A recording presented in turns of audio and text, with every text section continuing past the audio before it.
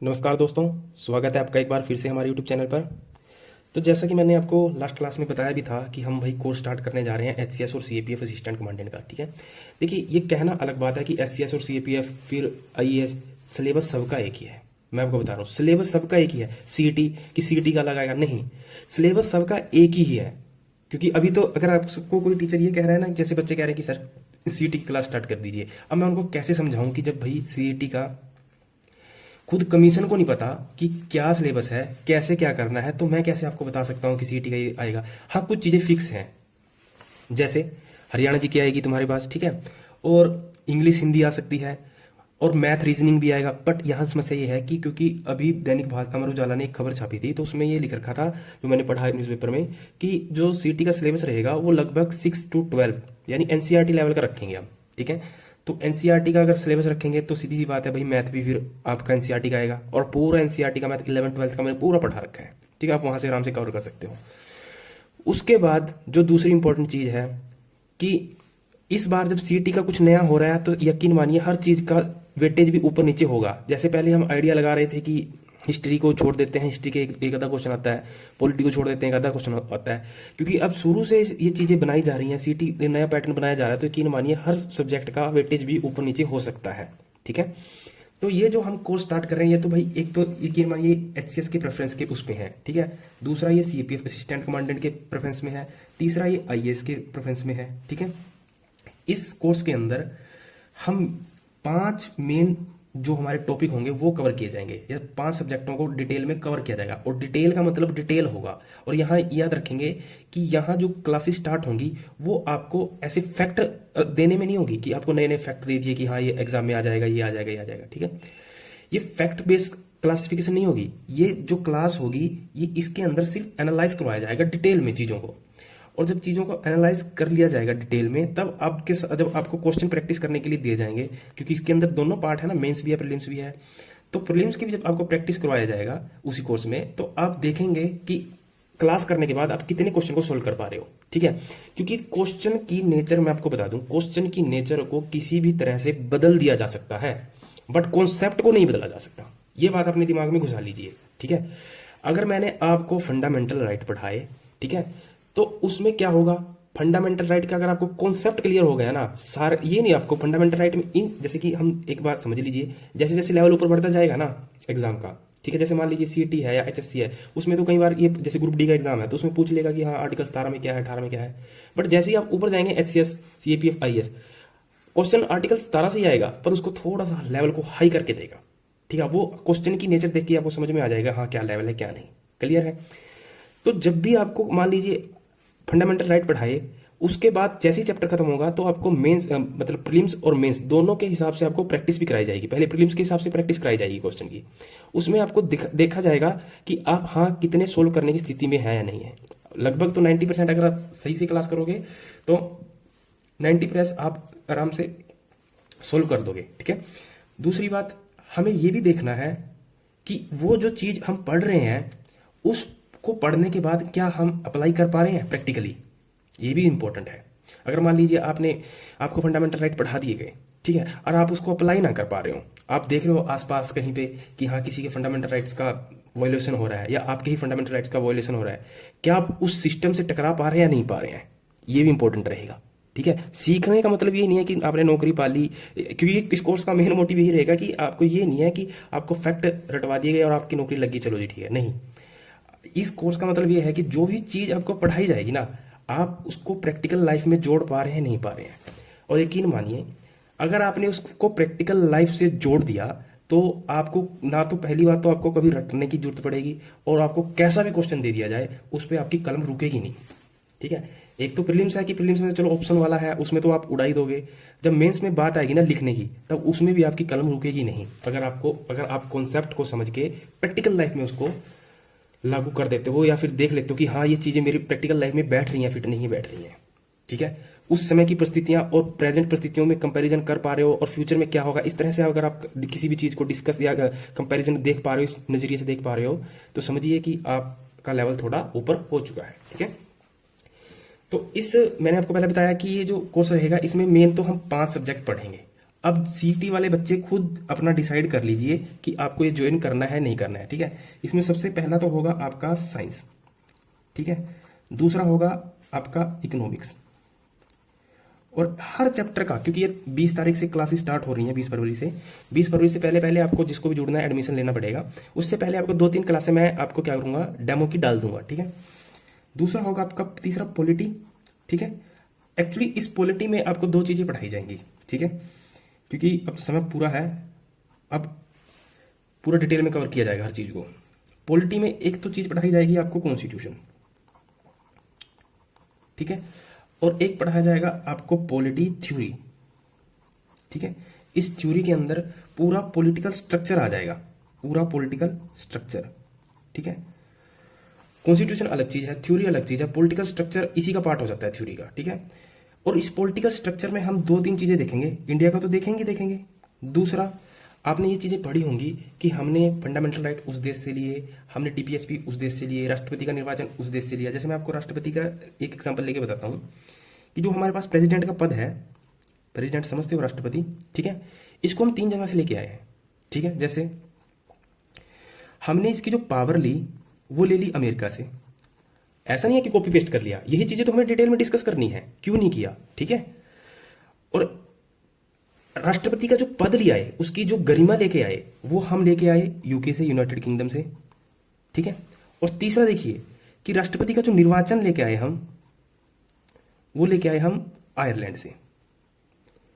पद एक, व्यवस्था हमने कहा की 3 देशों से की, क्योंकि देखिए अगर हम निर्वाचन लंदन से ले आते, यानी अगर हम निर्वाचन की पद्धति इंग्लैंड से ले लेते तो दिक्कत हो जाती, क्यों, क्योंकि वहां राष्ट्रपति का निर्वाचन होता ही नहीं है। फिर तो वो तो फिर एक तरीके से क्या हो जाता, राजतंत्र हो जाता। जैसे वहां क्या है, संवैधानिक राजतंत्र है, ब्रिटेन में क्या है, संवैधानिक राजतंत्र है। ये सारी चीजें, राजतंत्र, लोकतंत्र, ठीक है, प्रत्यक्ष अप्रत्यक्ष, ये सारी पॉलिटिकल थ्योरी इस स्ट्रक्चर का ही पार्ट होता है, इसमें आपको डिटेल में बताया जाएगा। दूसरा, अगर हम चुनाव, चलो चुनाव तो ले नहीं सकते थे ब्रिटेन से, क्योंकि क्यों नहीं ले सकते थे, क्योंकि वहां पे क्या है, राजतंत्र, और भारत तो क्या है, लोकतंत्र, ठीक है।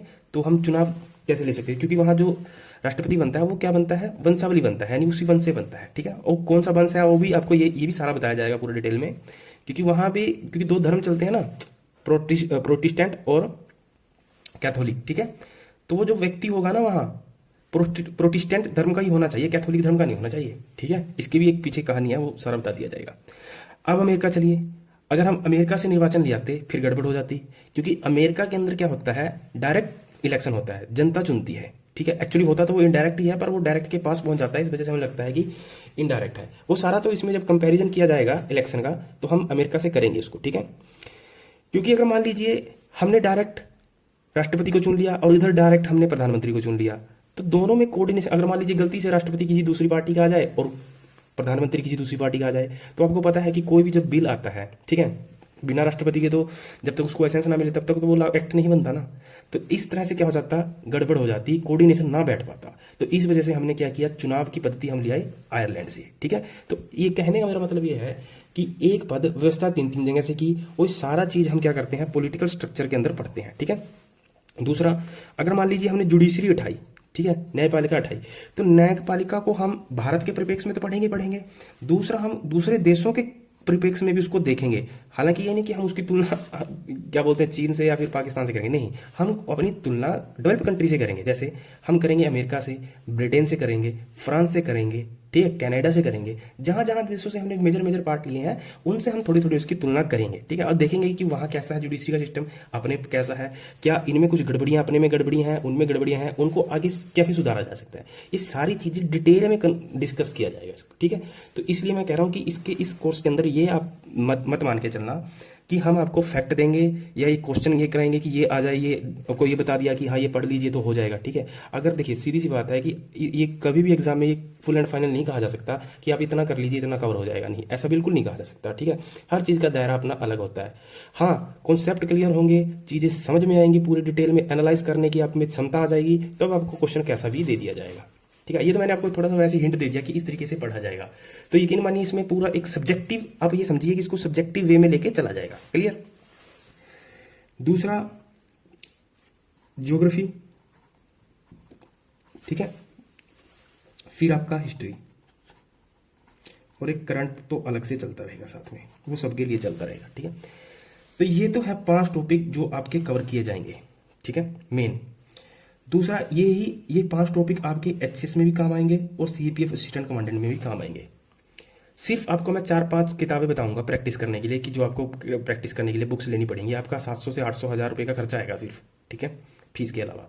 वो आपको खुद प्रैक्टिस करनी पड़ेगी। मैं आपको यहाँ कॉन्सेप्ट बताऊंगा, फिर आपको क्वेश्चन की उसमें डूब के प्रैक्टिस करनी है। क्लियर?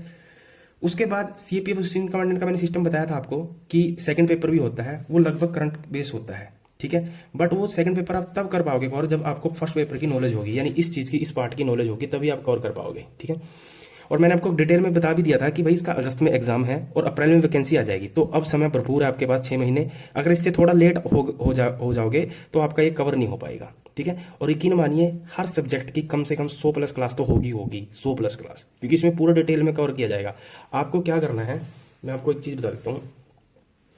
आप क्या करिए, इस तरह का एक रजिस्टर ले लीजिए स्पाइरल, ठीक है, इस तरह का जिसमें व्हाइट पेज हो, क्योंकि उसमें क्या है, व्हाइट पेज पे लिखना होता है हर जगह, तो आपको व्हाइट पेज पे लिखने की आदत आनी चाहिए।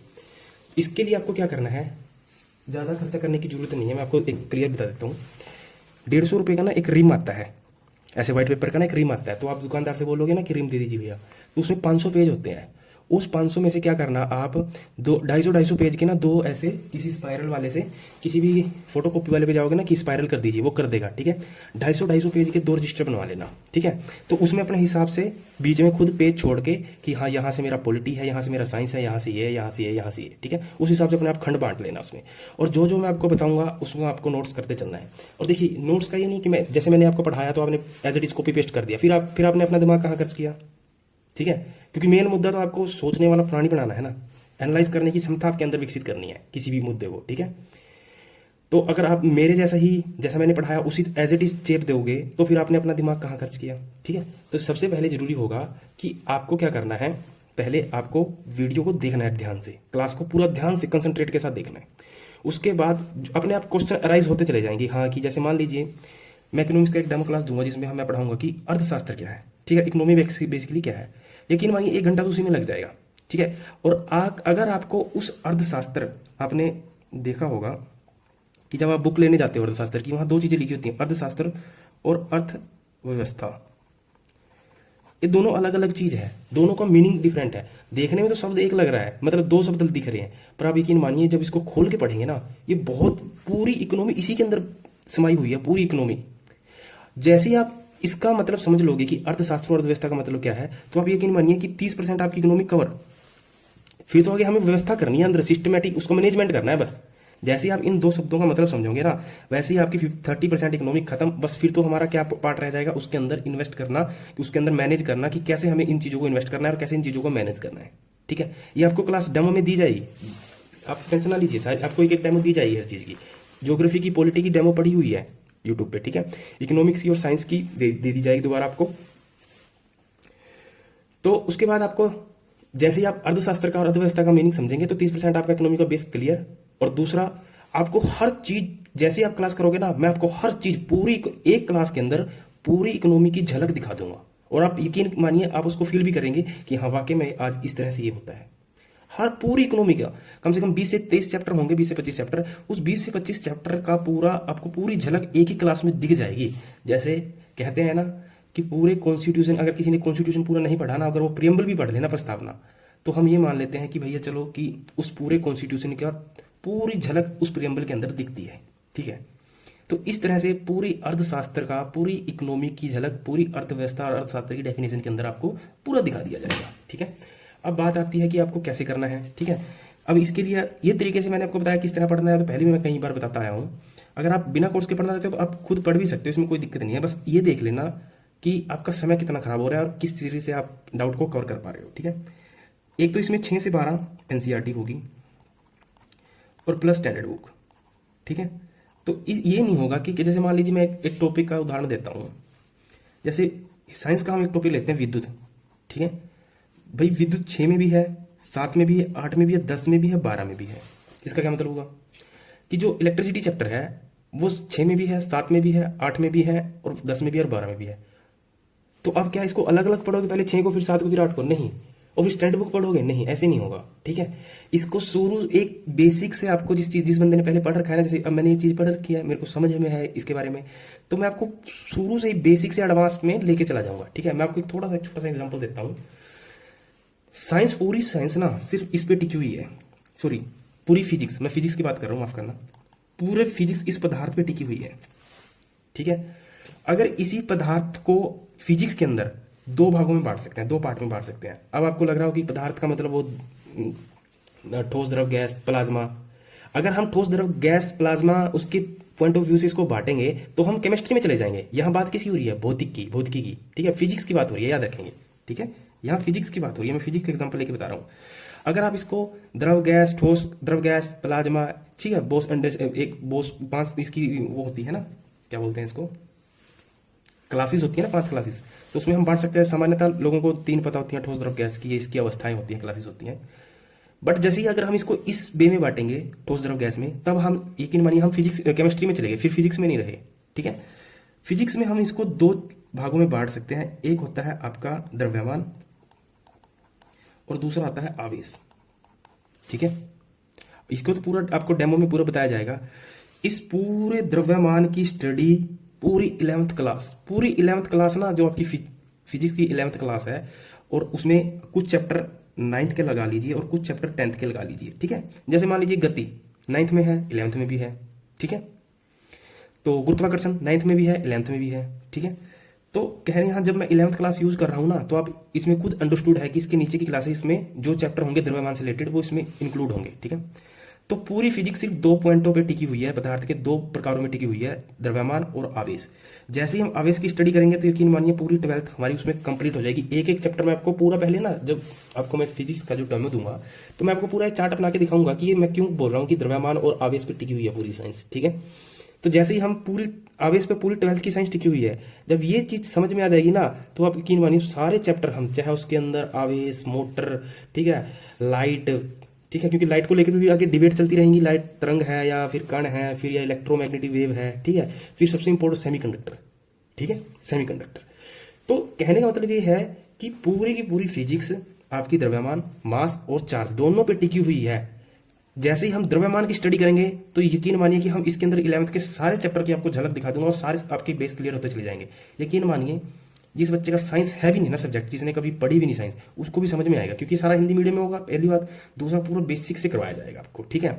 और इसके अंदर जितने भी जो मैथमेटिकल एक्सप्रेशन होती है ना उसके अंदर, किसी भी टॉपिक के अंदर साइंस में, वो भी सारा बताया जाएगा, क्योंकि उसको समझे बिना तो आप थ्योरी समझ ही नहीं पाओगे, और थ्योरी को समझे बिना वो नहीं समझ पाओगे, ठीक है। और इकोनॉमिक्स भी यकीन मानिए, इकोनॉमिक्स भी पूरी मैथमेटिक्स है, याद करने वाला फंडा है ही नहीं, पूरी साइंस और मैथमेटिक्स है। क्योंकि जब हम माइक्रो इकोनॉमिक्स पढ़ेंगे ना, तो उसके अंदर पूरा हमें डायग्राम्स वगैरह बनाने पड़ते हैं, तो वो सारा आपको पूरा बताया जाएगा। दूसरा, जैसे हम आवेश की स्टडी कर लेंगे ना, तो आवेश की स्टडी करते ही हमारे चुंबक की स्टडी भी होगी, विद्युत की भी स्टडी होगी और लाइट की भी स्टडी होगी। फिजिक्स में अगर देखा जाए तो मेन टॉपिक तो आवेश से रिलेटेड यही है, बाकी वो सारे जुड़ जाते हैं उसमें, इलेक्ट्रोमैग्नेटिक वेव, ठीक है, सेमीकंडक्टर, ठीक है। तो वो सारी चीजें, पूरा फिजिक्स इन 2 पिलर पे टिका हुआ है, द्रव्यमान और आवेश पर। ये आपको जिसको कवर हो जाएगा, जिसको ये इसकी नींव समझ में आ गई ना, पहली क्लास इसके रिलेटेड समझ में आ जाएगी, तो यकीन मानिए उसको सारे टॉपिक समझ में आ जाएंगे, ठीक है। जैसे ही आप द्रव्यमान की परिभाषा समझेंगे, वैसे मैंने कई बार बता रखा है द्रव्यमान क्या होता है, जैसे आप द्रव्यमान के सिस्टम को समझेंगे तभी आप पूरे गुरुत्वाकर्षण, गति के नियम, ठीक है, पृष्ठ तनाव, अभिकेंद्रीय बल, सारी चीजें आपको सामने से दिखेंगी, ठीक है। तो एक कोर्स का मतलब ये नहीं है कि आपको, मैंने पहले भी बता दिया ना, कि आपको तथ्य नहीं देने हैं, आपको एनालाइज करवाना है हर चीज को, ठीक है। उसके बाद हिस्ट्री तो मेरा फेवरेट सब्जेक्ट रहा है, ठीक है। तो इसको तो पूरा डिटेल में कवर किया जाएगा, और इसको कोशिश की जाएगी कि हिस्ट्री को ऐसे नहीं कवर किया जाएगा जैसे आप पढ़ते हो, हिस्ट्री को वर्ल्ड हिस्ट्री कवर किया जाएगा, और वर्ल्ड हिस्ट्री से हम इंडियन हिस्ट्री में घुसेंगे किसी भी चीज को, ठीक है, हर चीज को जोड़ते हुए बढ़ेंगे, फिर आपको यकीन मानिए बहुत मजा आएगा, ठीक है। जैसे अगर हमने वर्ल्ड वार फर्स्ट पढ़ा ना, तो ये नहीं देखेंगे कि हम वर्ल्ड वार फर्स्ट कैसे पढ़ रहे हैं, कि पहला विश्व युद्ध हुआ, इसके कारण, ये चीजें नहीं पढ़ेंगे। उस समय की पूरी परिस्थितियां, कारण तो साथ साथ पढ़े ही जाएंगे, उस समय की पूरी परिस्थितियां। और जैसे ही हम देखेंगे कि अमेरिका में क्या हो रहा है, उधर ही अमेरिका चले जाएंगे, फिर उधर ही इंग्लैंड चले जाएंगे, ब्रिटेन, फिर वहीं से हम इंडिया आ जाएंगे कि उस समय 1914 के आसपास इंडिया में क्या हो रहा है, 1857 में अमेरिका में क्या हो रहा है, 1857 में ब्रिटेन में क्या हो रहा है, इंग्लैंड में क्या हो रहा है, इंडिया में क्या हो रहा है। तो हिस्ट्री को इस तरह से कवर किया जाएगा। क्लियर है? तो ये सारे टॉपिक हैं भाई जो आपको पूरा डिटेल में कवर कराया जाएगा, और ये 20 तारीख से बैच स्टार्ट होने वाला है। तो अगर आपको ज्वाइन करना है तो आप मेरे को इस नंबर पे आप मेरे को व्हाट्सअप कर दीजिए, 82 954 47 652। ठीक है, इस पर आप कॉल भी कर सकते हो, व्हाट्सअप भी कर सकते हो, और कोई भी जानकारी ले सकते हो। ठीक है, क्योंकि अभी सीईटी का भैया ऐसा है, तुम्हारा एग्जाम सीईटी का मार्च अप्रैल और मई से पहले होगा नहीं, और यकीन मानिए सारी चीज़ें एनसीईआरटी ही आएंगी। अब मैं आपको खोल के बोल देता हूँ। ठीक है, अगर वो सिलेबस डिफाइन भी कर देंगे ना, तब भी वो, जैसे मान लीजिए उन्होंने इलेक्ट्रिसिटी डिफाइन कर दिया साइंस का सिलेबस, ठीक है, और उसमें डाल दिया इलेक्ट्रिसिटी। क्या इलेक्ट्रिसिटी एनसीईआरटी में नहीं है? तो यकीन मानिए किसी की बुक से नहीं बनाते हो, सीधी सी बात है। एक कॉमन सेंस आप अपने दिमाग में ही बिठा लीजिए कि जब भी एग्जामिनर एग्जाम को सेट करता है तो वो किसी राइटर की बुक नहीं उठाता, क्योंकि वो क्यों उठाएगा राइटर की बुक? थोड़ा कॉमन सेंस आप दिमाग लगाइए। ठीक है, अगर कोई दावा करता है कि मेरी बुक से आया है, तो यकीन मानिए कि वो क्वेश्चन पहले आ चुका होगा, वो उसके प्रीवियस क्वेश्चन आता है। अगर कोई राइटर, अगर कोई बुक वाला ये दावा करता है कि हाँ मेरी बुक से क्वेश्चन आए हैं, तो यकीन मानिए कि पहले रिपीट हो चुका होगा, इसलिए वो दावा कर पाता है। जो भी नई चीज़ आएगी वो यकीन मानिए सरकार की किताब से आएगी, और सरकार की किताब का मतलब एनसीईआरटी। ठीक है, जब सरकार की अपनी बुक्स हैं तो आपकी बुक से क्यों, सीधी सी बात है, समझ रहे हो कि अपनी बुक से क्यों आपसे पूछेगी जब उसकी अपनी बुक्स हैं? तो एनसीईआरटी सबसे बेस्ट है। ठीक है, उसको पढ़ने का बस तरीका आपको पता होना चाहिए। क्लियर है? तो अगर आपको ज्वाइन करना है तो भाई उससे पहले आपको रजिस्ट्रेशन करवानी पड़ेगी। एक डेमो क्लास आपका सबका प्रोवाइड कर दिया जाएगा इस नंबर पे 8295447652, इस पर आप व्हाट्सअप कर देना। ठीक है, तो thank you, all the best.